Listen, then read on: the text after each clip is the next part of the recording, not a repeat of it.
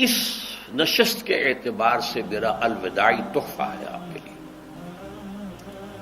اور وہ یہ کہ میری جو دینی، ملی، تاریخی، سیاسی، عمرانی جو سوچ ہے، جو فکر ہے میرا، جو 50 برس سے زائد عرصے کے مطالعے اور غور و فکر پر مبنی ہے، جس مطالعے میں میری آنکھیں بنیادی طور پر قرآن اور حدیث ہیں، لیکن یہ کہ دنیا کا مشاہدہ، کھول آنکھ، زمین دیکھ، فلک دیکھ، فضا دیکھ، دنیا میں کیا ہو رہا ہے، کیا کیا عوامل ہیں، ماضی کیا تھا، ہم کہاں کھڑے ہیں، اب کہاں جانا ہے، اس پر میری ایک سوچ ہے، میرا فکر ہے۔ پھر یہ کہ ہماری اخروی نجات کا دار و مدار کس چیز پر ہے۔ تاریخ کے بہاؤ کو نہ میں روک سکتا ہوں، نہ آپ روک سکتے ہیں، وہ تو ڈانگ بہتا رہے گا، اور اس کو فیصلہ کرنے والا صرف اللہ ہے۔ کسی فرد بشر کے اختیار میں نہیں ہے کہ وہ تاریخ کے بہاؤ کو موڑ دے۔ ہاں، محمد رسول اللہ نے موڑا تھا صلی اللہ علیہ وسلم، لیکن یہ ہے کہ ہم اس تاریخ کے بہاؤ میں تنکوں کی طرح بہتے چلے جائیں، یا یہ کہ ہمیں کچھ کرنا ہے۔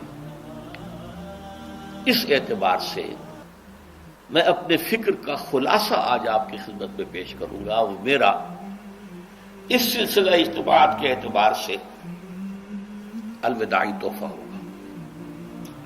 اب میں آغاز کر رہا ہوں۔ پہلی بات، اس سبب میں 3 باتیں مجھے کہنی ہیں۔ سب سے پہلی بات یہ کہ زندگی کی سب سے بڑی حقیقت موت ہے۔ ہم بھلائے رکھتے ہیں، اپنے ذہن سے اسے دور رکھتے ہیں، لیکن واقعہ یہ ہے کہ زندگی کی سب سے بڑی حقیقت موت ہے۔ خدا کے منکر پیدا ہوئے ہیں، لیکن موت کا انکار کرنے والا تو کوئی پیدا نہیں ہوا۔ اس لیے میں نے آیت آپ کو سنائی، کل نفس ذائقۃ الموت، ہر سی نفس کو موت کا مزہ چکھنا ہے، ہر جاندار کو موت کا مزہ چکھنا ہے۔ ثم الینا ترجعون، پھر ہماری طرف لوٹا دیے جاؤ۔ تو زندگی کی سب سے اہم حقیقت موت، اور موت کے بعد رجوع الی اللہ، آخرت، یہ سب سے بڑی حقیقت ہے۔ ایک حقیقت سب مانتے ہیں، سب جانتے ہیں، دوسری حقیقت کے اوپر پردہ پڑا۔ میں نے اس اعتبار سے نوٹ کیا، یہ الفاظ قرآن میں 3 مرتبہ ہے، کل نفس ذائقۃ الموت، ہر جاندار کو موت کا مزہ چکھنا ہے۔ انبیاء اس سے مستثنا نہیں رہے، رسول اس سے مستثنا نہیں رہے، اولیاء اللہ مستثنا نہیں رہے۔ وقتی طور پر استثناء حضرت عیسیٰ کا ہے کہ ابھی وہ زندہ ہیں، لیکن عیسیٰ یاتی علیہ الموت، حضور نے فرمایا عیسیٰ پر بھی موت آئے گی، جب دوبارہ آئیں گے، زمین پر اتریں گے، پھر اس کے بعد ان پر موت وارد ہوگی، ان کی نماز جنازہ پڑھی جائے گی، انہیں دفن کیا جائے گا حضور کے پہلو میں، شادی بھی کریں گے، اولاد بھی ہوگی۔ باقی تو یہ ہے کہ کل نفس ذائقۃ الموت، سب کو موت کا مزہ چکھنا ہے۔ عیسیٰ بھی بالآخر اس سے مستثنا نہیں رہیں گے، بلکہ قرآن میں ایک جگہ کہا گیا ہے أَفَإِن مِتَّ فَهُمُ الْخَالِدُونَ، کیا ہے نبی، اگر آپ کا انتقال ہو گیا تو یہ کیا ہمیشہ رہیں گے؟ کون ہے دنیا میں جو ہمیشہ رہے؟ انتقال تو ہونا، آپ کا بھی ہونا ہے۔ إِنَّكَ مَيِّتٌ وَإِنَّهُمْ لَمَيِّتُونَ، یہ تو مختصر ترین الفاظ تھے۔ اس سے آگے بڑھیے، سورہ انبیاء میں فرمایا کل نفس ذائقۃ الموت وَنَبْلُوكُمْ بِالشَّرِّ وَالْخَيْرِ فِتْنَةً وَإِلَيْنَا تُرْجَعُونَ، ہر جاندار کو موت کا مزہ چکھنا ہے، اور اس سے پہلے پہلے ہم تمہیں آزماتے رہیں گے، خیر کے ذریعے بھی، بھلائی دے کر، صحت دے کر، دولت دے کر، اولاد دے کر، شہرت دے کر، اور برائی کے ذریعے سے بھی، تنگ دستی دے کر، بے عزتی دے کر، اہانت دے کر، ذلت دے کر، وَإِلَيْنَا تُرْجَعُونَ، اور پھر ہماری طرف لوٹائے جاؤ گے۔ یہ وہ دوسری حقیقت جو میں نے کہا کہ جس پر پردہ پڑا ہوا ہے، بہت بڑا پردہ ہے۔ لوگ یہی سمجھتے ہیں کہ یہی دنیا کی زندگی ہے۔ قرآن کہتا ہے إِنَّ الدَّارَ الْآخِرَةَ لَهِيَ الْحَيَوَانُ لَوْ كَانُوا يَعْلَمُونَ، یہ تو آخرت پر ہی زندگی ہے جو اصل زندگی ہے، کاش کہ انہیں معلوم ہوتا۔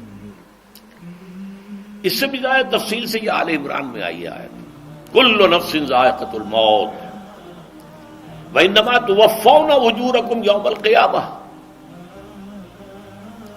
ہر جاندار کو موت کا مزہ چکھنا ہے اور پھر تمہیں پورا پورا تمہارا اجر اور بدلہ دے دیا جائے گا قیامت کے دن۔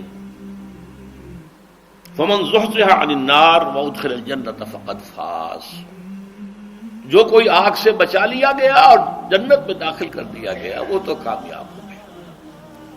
اللہم ربنا اجعلنا منہم، اللہم ربنا اجعلنا منہم، اللہم ربنا اجعلنا منہم۔ وما الحیات الدنیا الا متاع الغرور، اور دنیا کی زندگی تو سوائے دھوکے کے سامان کے اور کچھ نہیں ہے۔ دھوکہ کس معنی میں؟ یہ تمہیں اصل زندگی سے غافل کر دیتی ہے۔ تم کہیں سفر پر جا رہے تھے، تمہارا کہیں گھر تھا، تمہیں واپس آنا تھا، تم راستے ہی میں کسی دلچسپی میں ایسے مگن ہوئے کہ گھر بار سب بھول گئے۔ یہ تو تمہارا عارضی سا سفر تھا، تم نے اسی کو اپنی منزل بنا لیا، اپنا ٹھکانہ بنا لیا، تو دھوکہ دیا اس نے تمہیں۔ ویسے دنیا کی زندگی دھوکہ نہیں ہے، بڑی حقیقت ہے، اس لیے کہ حضور نے فرمایا انما الدنیا مزرعۃ الآخرہ، یہ دنیا آخرت کی کھیتی ہے، یہاں بوؤ گے تو وہاں کاٹو گے، یہاں کچھ کمائی کرو گے تو وہاں اس کا بدلہ ملے گا۔ اس اعتبار سے دنیا بہت بڑی حقیقت ہے، ایک ایک لمحہ بہت بڑی قیمتی شے ہے، لیکن اگر یہ دنیا تمہیں آخرت سے غافل کر دے تو اس سے بڑا دھوکے باز اور کوئی نہیں۔ یہ اصل دجال ہے۔ میں نے تقریباً 60 برس کی عمر کو جب میں پہنچا تھا تو موت کا انتظار شروع کر دیا تھا۔ میرے قریبی احباب کو معلوم ہے، میں کہتا رہا، یہ بھی کہتا رہا کہ بھائی میں اپنے حصے کا کام کر چکا ہوں، جتنی صلاحیت اللہ نے دی تھی، جتنی بھی میرے اندر استعداد تھی، میں اس کو بھرپور طریقے پر استعمال کر چکا ہوں۔ دم واپسی برسرے راہ ہے عزیز و اب اللہ ہی اللہ ہے، یہ میرا معاملہ رہا ہے 60 برس کی عمر سے۔ اس کے بعد اللہ نے مزید 14 برس دیے ہیں، یہ نافلۃ لک کے درجے میں میں کہتا ہوں، اس کا اللہ کا عطیہ خصوصی ہے، نفل ہے، ہمیشہ کہتا رہا ہوں۔ مسنون زندگی تو 61 برس ہے ہمارے حساب سے۔ علامہ اقبال کے بارے میں سنا ہے کہ رویا کرتے تھے کہیں میری عمر حضور کی عمر سے زیادہ نہ ہو جائے۔ وہ 6 مہینے کم ہی رہی ہے حضور کی عمر سے۔ جو حضور کی عمر تھی وہی حضرت ابو بکر کی، وہی حضرت عمر کی، وہی حضرت علی کی۔ ہاں حضرت عثمان 82 برس کے ہوئے ماشاءاللہ۔ پھر یہاں کے مجددین میں سے وہی عمر حضرت شیخ احمد سرہندی کی، وہی شاہ ولی اللہ دہلوی کی۔ ہاں شیخ عبدالحق محدث دہلوی رحمۃ اللہ علیہ 82 برس کے ہوئے۔ لیکن یہ میں کہا کرتا تھا مسنون عمر تو 61 برس ہے، جسے ہم 63 کہتے ہیں وہ اصل میں ہمارے حساب سے 61 بنتا ہے۔ وہ 63 قمری ہے، جو 9 دن کم ہے، قمری سال جو ہے وہ شمسی سال سے۔ بہرحال میں اس وقت سے منتظر تھا، لیکن جو بھی وقت اللہ نے دیا ہے اللہ کا شکر ہے، وہ مفید کاموں میں لگا ہے۔ ان میں خاص طور پر میں سمجھتا ہوں کہ اللہ کا مجھ پر سب سے بڑا احسان، اور مجھ ہی پر نہیں، بہت بڑے پیمانے پر لوگوں پر جو احسان ہوا ہے، وہ میرا 1998 کا دورہ ترجمہ قرآن ہے جو کراچی میں ہوا تھا۔ 1998 کے مارچ میں میرا بڑا آپریشن ہوا، دونوں گھٹنے تبدیل کیے گئے، لیکن 98 کے آخر میں، حالانکہ میں چل نہیں سکتا تھا، کراچی میں مسجد جو ہے اونچی ہے، دوسری منزل پر ہے، تو خاص ریمپ بنایا گیا جس کے ذریعے میں ویل چیئر پر مجھے لے جایا جاتا تھا۔ میں نے درس دیا۔ اس درس کی گزشتہ چند سالوں سے پوری دنیا میں جو گونج ہوئی ہے اللہ کے فضل و کرم سے، اللہ کی کوئی حکمت خداوندی اس کے ساتھ وابستہ ہے۔ اس میں میرے کسی کام کو دخل نہیں ہے، میری کسی کوشش کو دخل نہیں ہے۔ میں نے تو جو درس میں دیتا آ رہا تھا سن 85 سے دورہ ترجمہ قرآن، البتہ یہ بات ضرور ہے کہ میں نے محسوس کیا تھا کہ سن 98 کے اس درس میں دورہ ترجمہ قرآن کے مجھے خصوصی انشراح حاصل تھا۔